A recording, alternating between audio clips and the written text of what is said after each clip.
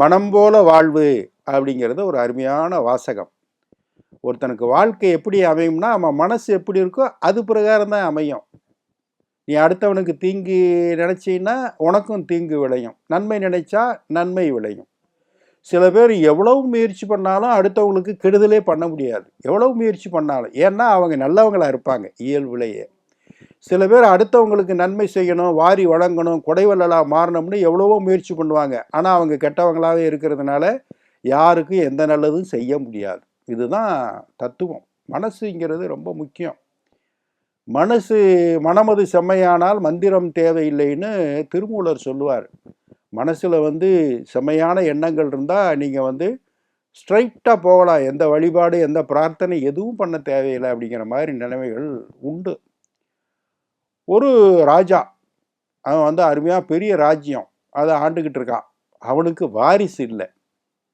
திடீர்னு அவன் காலமாயிட்டா அடுத்த வாரிசு அடுத்த ராஜா யார் அந்த நாட்டுக்கு? அந்த நாட்டில் ஒரு பழக்கம் இருக்குது. அந்த நாட்டில் மட்டும் இல்லை, எல்லா நாட்டிலையும் ஒரு பழக்கம் இருக்குது. வாரிசு இல்லாமல் ஒரு ராஜா இறந்துட்டாருன்னா என்ன பண்ணுறதுன்னா, அடுத்த வாரிசு பிள்ளைக்குட்டி இல்லாத ராஜா இறந்துட்டாருன்னா என்ன பண்ணுறதுன்னா, யானை கையில் மாலையை கொடுத்து அந்த அரண்மனையை விட்டு அந்த நகருக்குள்ளே உலா அனுப்புவாங்க. யானை மாலையோடு வரும். யார் கழுத்தில் மாலையை போடுதோ அவங்க தான் அடுத்த ராஜா. அப்படி ஆகிப்போகும். அப்படி யானையினுடைய துதிக்கையில் மாலையை கொடுத்து அனுப்பிச்சி விட்டாங்க. அங்கிட்ட ஒரு துறவி நடந்து போய்கிட்டு இருந்தார் காட்டில் இருந்து. அப்போ தான் அப்படி வந்திருக்காரு நகரத்துக்குள்ளே. அவர் கழுத்தில் போய் இந்த மாலையை போட்டுருச்சு யானை. நான் மாட்டேங்கிறாரு அந்த சாமியார்.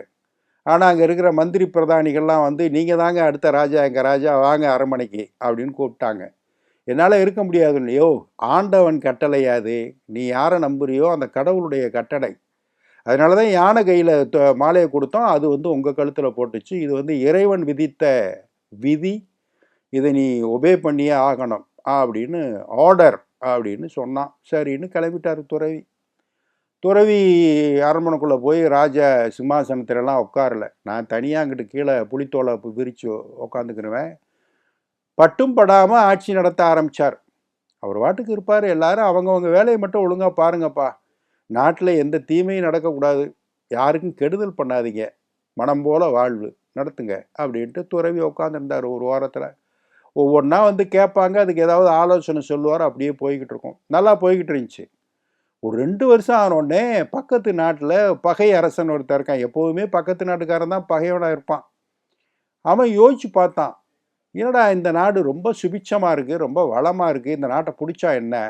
ராஜா வேற இல்லை, யாரோ ஒரு சாமியார் தான் ராஜாவை உட்காந்துருக்கான், ஈஸியாக அடிச்சிடலாம் அப்படின்னு படைகளை திரட்டி சண்டைக்கு வர்றதுக்கு ஏற்பாடு பண்ணிக்கிட்டு இருக்கான். உடனே இங்கே இருக்கிற தளபதிகள் மந்திரிகள் எல்லாம் சேர்ந்து ராஜா கிட்ட நின்னாங்க. யார்கிட்ட? துறவிகிட்ட நின்னாங்க.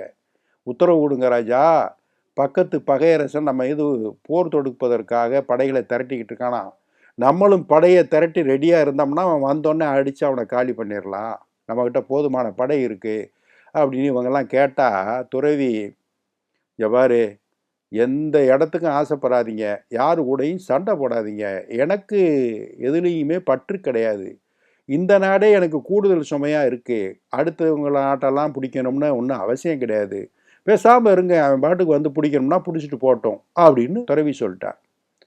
பார்த்தா பக்கத்து நாட்டுக்காரன் படையை திரட்டி வாசலில் நிற்கிறான். இந்த நாட்டில் இருக்கிறவன் எவனுமே எனக்கு என்னன்னா அவன் வேலையை பார்த்துக்கிட்டு இருக்கானே ஒழிய படை திரண்டு நிற்கலை. ஆச்சரியமாக இருக்குது அந்த பகை நாட்டு அரசனுக்கு. இறங்கி அவனா வந்தான், விறுவிறுன்னு வந்தான் அரமனைக்குள்ளே. துறவியை பார்த்தான். யோ சண்டைக்கு வாயா அப்படின்னு கூப்பிட்டான். எதுக்கு சண்டை? இந்த நாடு தானே வேணும், எடுத்துகிட்டு போ, நான் தர்றேன், நானே எனக்கு பிடிக்காம தான் ஆண்டுக்கிட்டு இருக்கேன், நாட்டை கொடுத்தேன், சண்டையெல்லாம் வேணாம், சச்சரவு வேணாம், உயிர்கள் பலி வேணாம், எந்த சேதாரமும் இல்லாமல் முழு நாட்டையும் நீயே எடுத்துகிட்டு போ அப்படின்னோன்னா அவனுக்கு புத்தி வந்துடுச்சு. யாருக்கு? பகை நாட்டு அரசனுக்கு. இது இல்லையா உத்தமமான ஆட்சி? இது இல்லை அன்பான அறிவான அமைதியான பற்றற்ற நிலையில் உள்ளவர்கள் ஆளுகிற ஆட்சி தான் சிறந்த ஆட்சின்னு சொல்லிட்டு வந்தவன் என்ன பண்ணா தெரியுங்களா? என்னுடைய நாட்டையும் நீயே ஆளுன்னு சொல்லி கொடுத்துட்டு அவன் சாமியாராக கிளம்பி போயிட்டான். எவ்வளவு சிறப்பு பாருங்களேன். அடுத்த ஒரு நிகழ்வில் சந்திப்போம். இந்த நாள் இனிய நாளாக அமைய நல்வாழ்த்துக்கள். வணக்கம்.